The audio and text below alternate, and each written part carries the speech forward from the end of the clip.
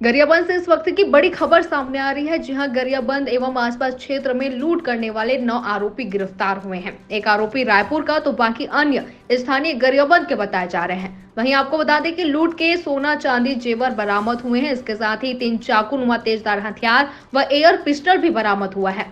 वहीं आरोपी लूट के माल को गरियाबंद में ही बेचा करते थे। सभी आतंक अपराधी हैं और पूर्व से ही इन पर केस भी हैं। वहीं आपको बता दें कि पुलिस अधीक्षक के निर्देश पर 4 टीमें बनाकर आरोपियों की खोज खबर लिया जा रहा था।